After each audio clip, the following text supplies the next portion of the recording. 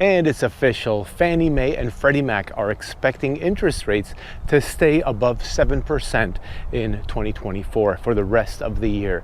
Now listen, if you just go back not long, maybe 1 year, half a year, even up to 1.5 years, what you're gonna see is what Fannie Mae and Freddie Mac have been saying, is that interest rates are gonna be in the mid 5%. That was like 1.5 years ago. That's what they were saying. Then of course, some updates came out, the numbers came out, and then they're saying it's going to be in the 6s. Right now, they just updated everything that it's going to be in the 7s.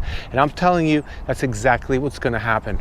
This year is supposed to have one more rate cut, or I should say one rate cut. We haven't had any rate cuts yet. We've only had rate increases. And I do think that a change in presidency might make a big difference in here, but for now, this is what it is. And by the way, right now I'm at Heritage Harbor Park in Bradenton. This place is awesome. It's got this giant lake right behind me and a walking path going all the way around. And my name is Maciek Zaremba. I am a real estate agent in Sarasota and Manatee counties in Florida. If you have questions, reach out to me. All my contact info is below. Let's get back into this. Today, our article comes from Business Insider, and they're saying that it's less and less likely we're going to see anything happen with interest rates, whether it's cutting or increasing them, before September of this year. The so-called experts are currently pricing in interest rates to be cut in September. Is that good or not? You know, ask yourself this. Is it good for you? Well, it depends. Are you a buyer? Or are you a seller? Or are you an investor?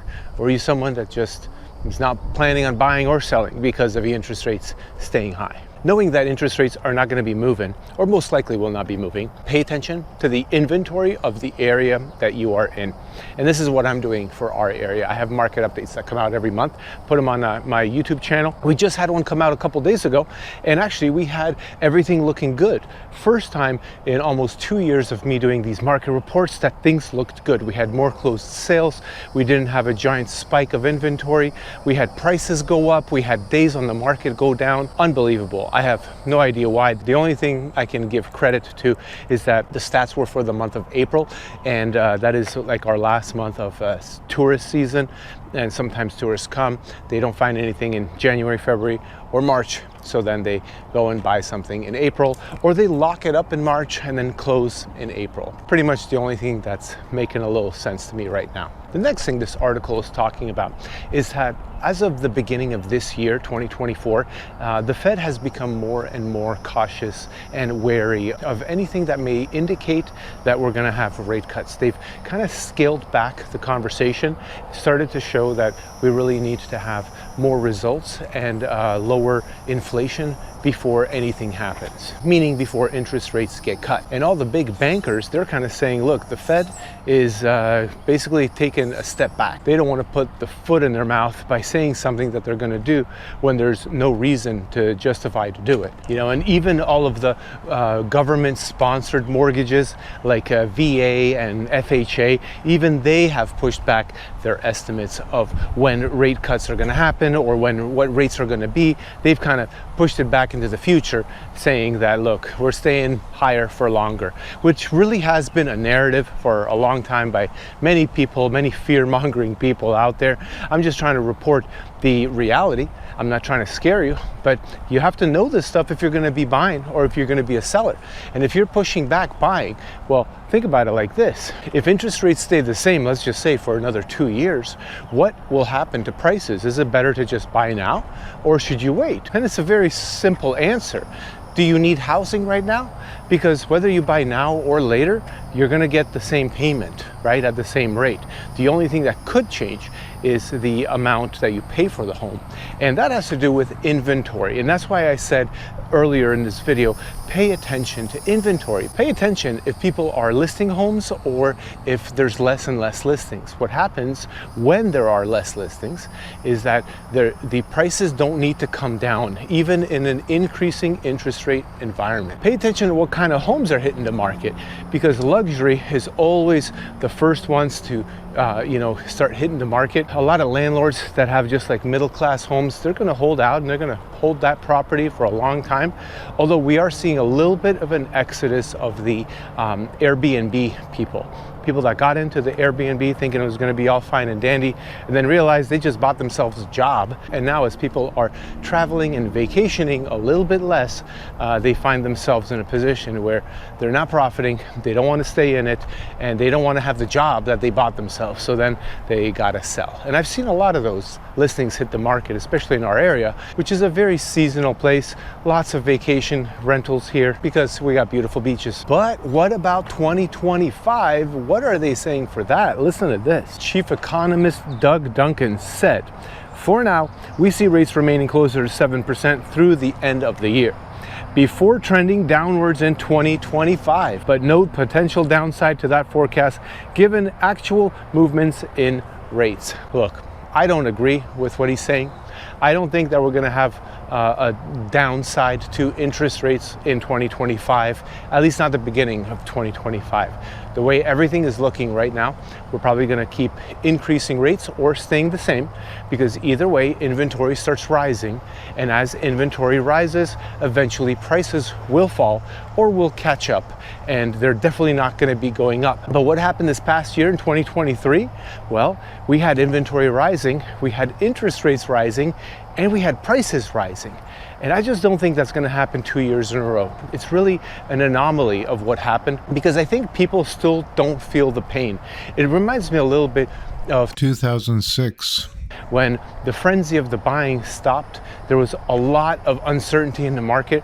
And you know, as a realtor back then, what I felt was that people were just being stupid and overpaying and you know, crunching the numbers in a way that didn't make any sense whatsoever. And I feel that's kind of the position we're in right now, but we're in the latter half of it. And our next article kind of ties in nicely, because if you're a buyer and you're thinking about waiting for this whole interest rate situation to come down, you know, it's not looking like it will. So why buy? Because prices will probably fall if inventory keeps going up. Listen to this article. This is just crazy, and I believe it. I mean, this is based on data. Why wouldn't you believe it? And this is why, even though I'm a realtor and I'm biased, I say, you know, if you need a home, just buy. Don't rent.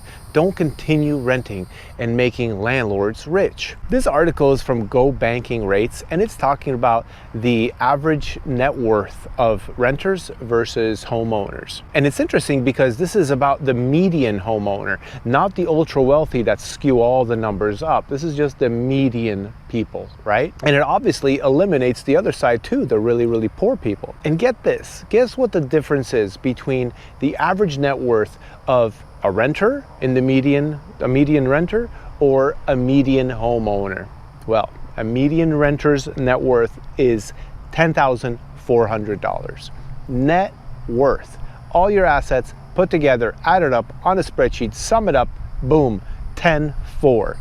How about the median homeowner? $396,200. That is almost 40 times more than the average renter. And yes, it does mention that for most median homeowners, the assets that they have is tied up in their primary residence. And that's because home equity builds over time. So if you're a renter, you know, 5 years goes by and you keep renting because you're waiting for those prices to come down, well, you just lost a whole bunch of equity. And even if prices did go down and then finally 5 years later you buy something, do you know how much interest you had paid down in those 5 years? You're not calculating that. You just took all that money and you paid it to a landlord, and either that landlord paid down his mortgage, her mortgage, or they just pocketed the money. So it doesn't matter what's going to happen with interest rates. And I know I addressed the beginning of this that interest rates are not supposed to go down till the end of the year, right?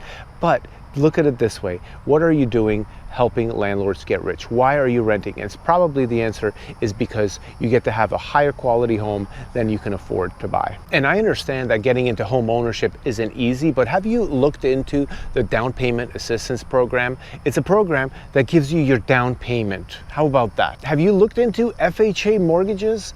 Those are government-backed mortgages. They have lower interest rates than everything else. And if you're a veteran, have you looked into VA loans? They have 100% financing. And what about USDA loans? If you're in rural areas, just a little bit out of town, then You can get, once again, 100% financing. There are so many programs out there to get you into home ownership, but you just keep renting, and then you blame everyone else for your problems and for having a $10,400 average net worth. One of the problems that's mentioned in this article here is that how many families, how many households were created between 2012 and 2023. That number is 17.2 million. But guess how many housing units were built? Only 13.4 million. So 17.2 to 13.4, that's a big discrepancy. And guess what happens? Prices go up, because obviously the supply is not there to meet the demand. And then when you look at the supply and demand gap for single family homes, it gets even worse. They say the gap is 7.2 million. The demand for single family homes is 7.2 million more than the supply. So let's look at the solution. What is happening? Are they building more homes? The short answer is kind of. I mean, they are building properties where people are going to live in. Are they properties for sale? No, they're not. They're rentals. They are building rental apartments, a lot of them. Do you think we're going to become a renter's economy and be happy about it? I don't know. What I'm seeing out there is maybe we might be getting there. I don't want to be a conspiracy theorist here, although I do enjoy conspiracy theories. But what evidence do you have out there that's showing that we're going to have price decreases because of the proper supply and demand balance? And it's really not a balance. It has to go off balance to the other way. Right now, we are off balance in that we have more demand than we have supply.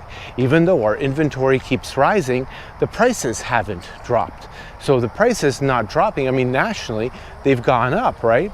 Nationally, we went up 4% in 2023 in terms of the median price for homes. And they're making proposals to get, the corporate entities not to be able to own property, or at least stop them from buying. But look, the damage has been done, quite frankly. The hedgies have already bought what they need to buy, and they're renting it, okay? Some of them are liquidating, but mostly that isn't single family homes. Most of the liquidations that are happening are commercial loans, and these are actually done by REITs. I just did a video, I think yesterday or the day before yesterday, how there's REITs that are limiting the number of withdrawals that can be done. So if you put money into a REIT, they kind of said, hey, you can't take your money out. You can only take out this much. And the reason they did that is because they feel it's a real estate bottom, or very, very close to it. So they hate to sell when you're trying to pull your money out because you're afraid. They hate to sell and basically, sell at a loss or sell at a very, very minimal profit. Housing affordability is not because big companies bought too much. It's really a supply and demand issue, and affordable housing is the problem. The situation of why we have all these apartment buildings being built right now is because people want a decent home and they want it to be affordable. So there's going to be a large increase in supply for rentals. But the ones that want to buy, well, there's nothing affordable out there for them to buy. Now, you can go to a different state maybe, and relatively it's going to be cheap for you. Maybe you make a lot of money working from home and then you relocate to a different state that's a lot cheaper to be in. Okay, great, that makes sense. But usually, you kind of go more rural. It's not necessarily a state you like. Maybe the politics aren't exactly what you want.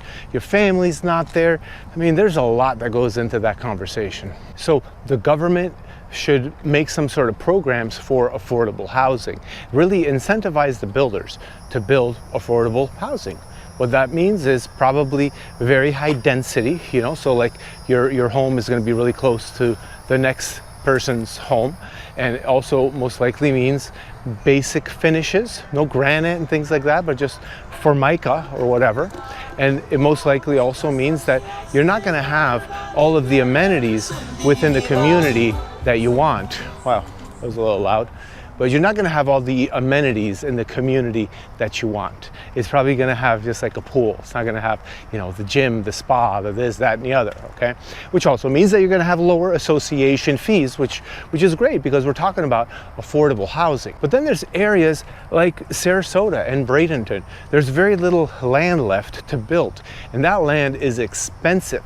So even if you get some sort of government proposal or government passing some huge incentives for builders to build affordable housing, they will do it as long as the land is, you know, makes it worthwhile for them. And that's a big problem in a lot of areas. Land got expensive. I don't know, I think the bottom line of this video is go buy a house. Don't let the landlords get richer.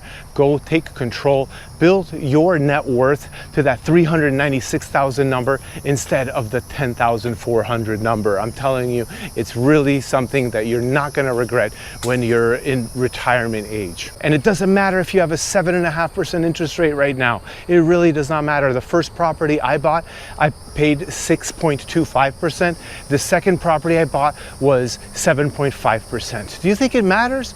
No. Like, keep your job, keep working, and pay the mortgage. It's that simple.